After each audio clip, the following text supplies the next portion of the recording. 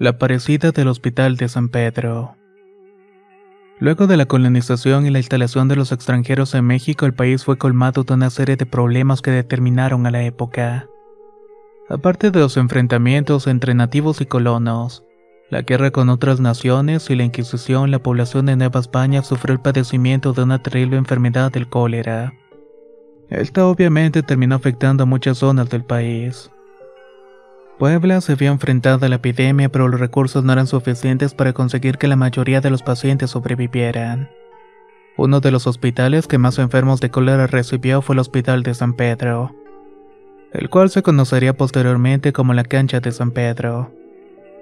Los encargados del lugar eran los sacerdotes y los médicos de la zona, pero el personal no era el suficiente para atender a los pacientes que cada día tocaban a las puertas.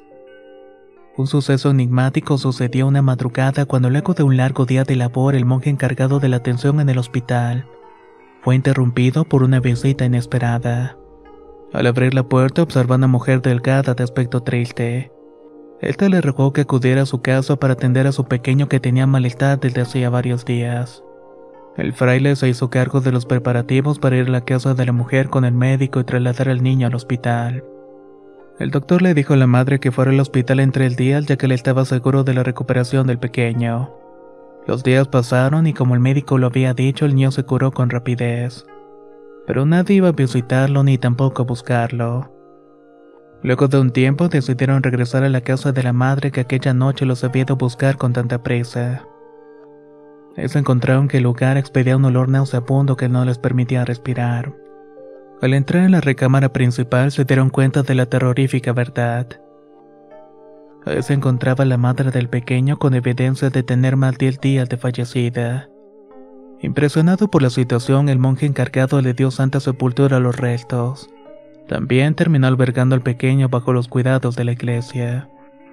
Esa misma tarde encomendó el alma de aquella buena mujer que aún después de su fallecimiento veló por la seguridad de su hijo, volviendo como un fantasma a pedir ayuda por su vida. La leyenda cuenta que el pequeño rescatado se terminó volviendo médico. Todo en forma de agradecimiento por esta increíble experiencia.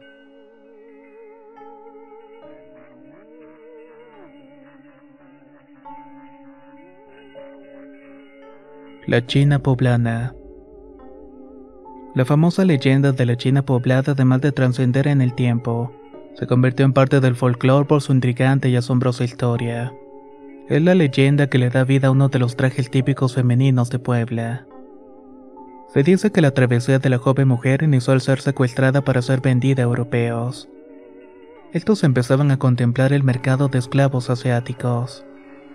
Su verdadero nombre fue Mirra y era hija de un hombre de la realeza hindú, por lo que tenía modales, educación y conocimientos en varios aspectos de la vida. Una vez corrió el rumor de que una joven tan preparada estaba en camino, fue solicitada por el gobernante de la Nueva España, razón por la cual se le embarcó hacia el territorio mexicano. Uno que empezaba a ver productos asiáticos en los mercados, telas, especies y sirvientes de ese continente. La posición del virrey se vio en peligro debido a los enfrentamientos, por lo que el viaje de la joven se destinó a Puebla con otra familia adinerada. Su físico diferente y su vistosa manera de vestir fue lo primero que impactó a todos los lugareños. Estos solían llamar chinos a todos los asiáticos traídos de Acapulco, agarrándose de esa forma el sobrenombre de China Poblana. Su traje de colores brillantes y tela estampada causó tanta curiosidad que a partir de su aparición en Puebla, Las lugareñas comenzaron a realizar versiones parecidas de su atuendo para usarlas a diario, creando de esa forma como tradición poblana la vestimenta de camisa blanca con falda de estampados de colores. La china poblana se adaptó con gran facilidad a su nuevo hogar. Tenía un gran corazón, era bondadosa y amable con todos. La familia con la cual estaba viviendo la consideraba uno de ellos. Así que al pasar del tiempo cambiaron su nombre a uno cristiano colocándole el nombre de Catalina de San Juan. Posteriormente fue enviada al convento para recibir educación religiosa. A pesar de su gran popularidad de su atuendo, Catalina dejó de vestir de aquella forma cuando entró en el convento. Se la lograba ver con vestidos sencillos y útiles para las tareas que debía cumplir. Con el tiempo fue comprometida con un hombre chino con el cual celebró nupcias, teniendo como condición jamás quebrantar la castidad durante el matrimonio. Se dice que fue realmente este compromiso que le hizo bautizarse como la china poblana, ya que esa era la nacionalidad de su esposo. Catalina de San Juan continuó su vida entregada al cristianismo y a las buenas acciones. La leyenda cuenta que durante su tiempo en la abadía tuvo visiones de la Virgen María y el Niño Jesús. Posteriormente falleció luego de una larga vida en Puebla, el lugar que la había recibido, siendo dada a santa sepultura por la autoridad eclesiástica del Cabildo de Puebla. La leyenda de la china poblana, su aporte cultural y su bondad dejó marca en la historia de México. Pero también lo hizo su cultura, conservando su mausoleo como uno de los más apreciados de la región, al cual muchos se acercan con la curiosidad por esta leyenda poblana.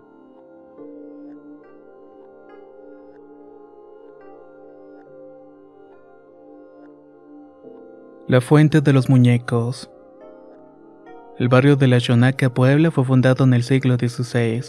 Se mantiene hasta la actualidad y sus fachadas antiguas, esculturas enigmáticas y propiedades. Es ciertamente lo que llama la atención de los curiosos lugareños extranjeros. Las edificaciones que lo componen son de gran tamaño y decorado, puesto que pertenecieron a las personas pudientes de la época.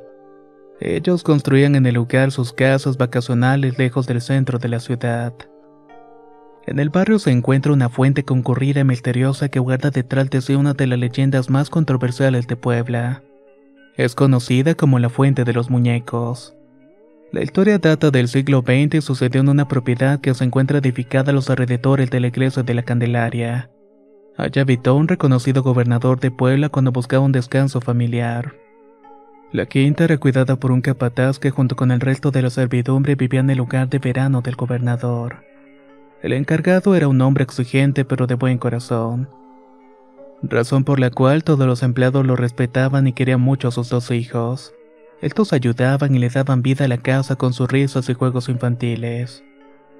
Una mañana oscura los niños partieron a sus clases a pesar de la fuerte tormenta que hacía. Solían ser responsables al igual que su padre, pero esa tarde fue la menos indicada. Se dice que los pequeños nunca llegaron a la escuela y tampoco volvieron a casa. En vista del gran aprecio que todos les tenían, se inició una búsqueda pero nunca fueron encontrados. Los días venideros estuvieron llenos de expediciones, pero no encontrar rastro de ellos. Concluyeron que habían tenido un terrible final en un estanque de agua que rodeaba la quinta. Sin embargo, no se encontró por la zona ninguna señal de su paso. Al enterarse, el gobernador con mucho dolor le dio un pésame a su capataz y en honor a su familia y respeto por ellos, mandó a realizar una fuente de piedra en conmemoración a los dos pequeños. En esta se les puede ver uno al lado del otro. La niña con dos trenzas abrazando a su hermano y mirando con curiosidad hacia el cielo. Mientras tanto, el varón observa hacia el frente con una mirada amable, estirando la mano en señal de invitación. Luego de su construcción, los lugareños afirman que las estatuas se mueven por las noches e intercambian lugares con un travieso juego para sorprender a las personas. La leyenda cuenta que las noches lluviosas se escuchan pasos en los charcos jugando alrededor de la fuente, así como dos voces y risas infantiles que recorren el lugar con diversión e inocencia.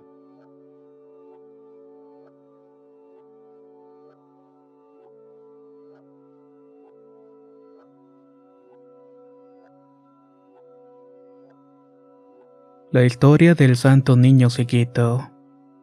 En una abadía dedicada a la Virgen de la Misericordia se mandó construir una figura de la Señora de la Merced. la cual poseía un niño Dios entre sus brazos con 2 esmeraldas como ojos. Corría el siglo XVIII en el oratorio del convento de la Virgen, cuando una noche de celebración eclesiástica sucedió un acontecimiento que se convirtió en una leyenda. El evento transcurrió bajo la normalidad, pero al despachar a la feligresía, los sacerdotes a cargo de cerrar las instalaciones cumplieron con su deber sin notar que un hombre de terribles intenciones se encontraba oculto esperando que todos se retiraran. Cuando no quedó ninguna persona despierta en el convento, el ladrón tomó las figuras y adornos de oro, introduciendo todo en un saco que cada vez se volvía más pesado. Pero este hombre se sintió atraído por los tesoros de la imagen de la Virgen, así que se dispuso a meterlos en su bolsa y cuando escuchó dentro de su cabeza el sonido de un bebé llorando, extrañado volteó en búsqueda de la dirección del llanto, dándose cuenta que era el niño Dios de la Virgen a la cual estaba saltando. Sus piernas temblaron y su piel se erizó al presenciar aquel milagro. Con mucha angustia de no ser el único que lo estaba escuchando, colocó su mano sobre la boca cincelada de la figura. Esto no logró conseguir que acabara el ruido. Fue entonces que al estar tan cerca notó las piedras preciosas que tenía como ojos la imagen. El saqueador tomó al niño Jesús y lo introdujo en el saco escapando por la salida trasera del santuario. A cada paso que daba continuaba escuchando aquel llanto tormentoso que le daba tumbos en la cabeza. Sin poder soportarlo, se detuvo a la mitad del camino y decidió arrancar las joyas de la figura. Una vez cometido el acto, se desplazó sobre su mano un líquido espeso y vino tinto, lágrimas de sangre del niño Dios. Atemorizado, el hombre lanzó la imagen a un barranco, pero no pudo parar de escucharlo el resto de su ida. En la mañana los monjes notaron el hurto, siendo la figura del niño Jesús el objeto desaparecido con mayor valor. Una vez anunciado el saqueo, la policía dio con el malhechor enviándolo a la cárcel. Al ser entrevistado reveló que había despojado de la imagen de sus piedras preciosas, pero también había contado del milagro que había sido testigo. El ladrón dio la dirección donde había dejado al niño Jesús y no se volvió a saber de él. Al paso del tiempo, un nativo llegó al convento con la figura rota. Se dice que aquel día hubo un silencio sepulcral en el lugar, y que la mayoría de sacerdotes y monjas lloraron al verlo. Le dedicaron misas de sanación y purificación hasta que las autoridades decidieron trasladarlo a Puebla a una orden capuchina. Ahí restablecieron su belleza y lo mantuvieron seguro. Al realizar el convento se le realizaron restauraciones y fue presentado toda la feligresía del lugar. Uno de los enigmas más grandes que rodea aquella figura es lo único que decidieron no restaurar por completo. Fueron los ojos, en recordatorio del misterioso acontecimiento de las lágrimas de sangre. Fue nombrado como el Santo Niño Ceguito, y agregaron en una de sus manos 2 ojos en representación de los que habían sido hurtados.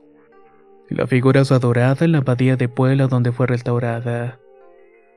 Los creyentes le solicitan deseos y favores de los que tienen testimonios. Es conocido por tratar milagros oculares, así como padecimientos terminales. El 10 de agosto es su fiesta, día en que fue hurtado del convento en Michoacán. En esa fecha la imagen recibe regalos, agradecimientos y música para conmemorarlo.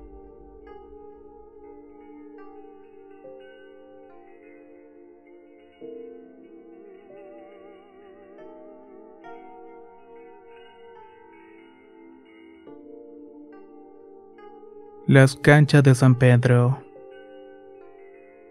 Los espacios que hoy habitamos fueron antiguamente ocupados por otras generaciones, otras personas e incluso hasta otras civilizaciones. En el caso de San Pedro Museo del Arte fueron cientos las vidas que concurrieron por aquel lugar, desde que era un hospital hasta una cancha deportiva, hasta una vecindad y otros usos que se le dieron al terreno o presenciaron algo paranormal en la zona.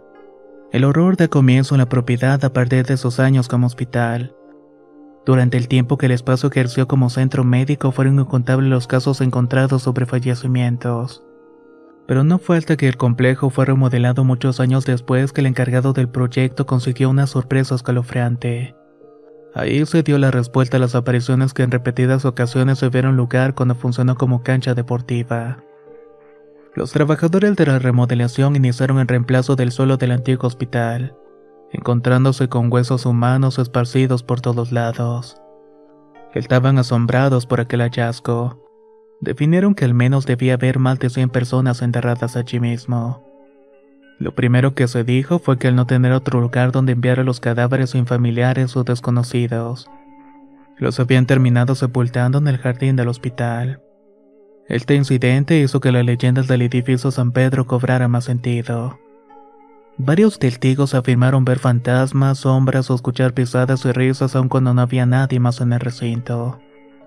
Se dice que todas estas apariciones corresponden a los fallecidos que no tuvieron santa sepultura, y que ahora sus almas están vagueando por aquel edificio. Entre los fantasmas que se han visto en repetidas ocasiones se encuentra un hombre vestido a la antigua, con calzado pesado y sombrero, el cual pasea por los pasillos. Atraviesa las paredes sorprendiendo a los despistados que se los encuentran.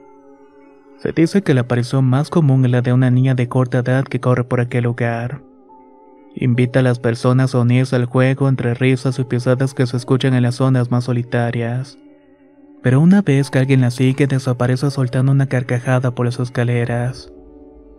El actual museo continuó siendo centro de actividad paranormal. Aún se registran apariciones de entes con vestimentas pasadas que caminan a paso tranquilo, ignorando que su tiempo ya pasó y continúan encerrados en aquel misterioso lugar en el cual perdieron la vida.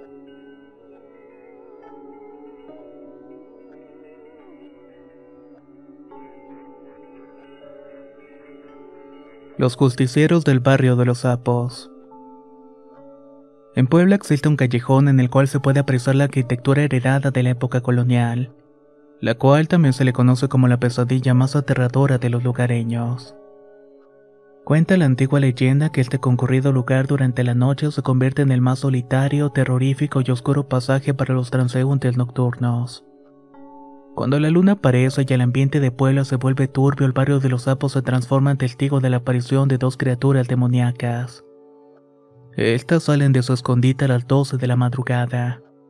Aunque parte de la población les teme, otros se sienten seguros, pues corre el rumor que dichos entes únicamente se le presentan a los fiesteros desmedidos que recorren el lugar a altas horas de la madrugada. Las criaturas fijan a su víctima y le dan el susto de muerte. También les advierten sobre continuar con ese estilo de vida. La primera aparición hace acto de presencia solamente con las féminas, transformándose en un pequeño perro de suave y brillante pelaje negro. El animal chilla con dolor a través de las calles y cuando la mujer se acerca a auxiliarlo, el tamaño de este perro empieza a incrementarse como el de una sombra de más de 1 metro. Es entonces cuando se lanza sobre ellas con sus garras causándole que la persona corre despavorida.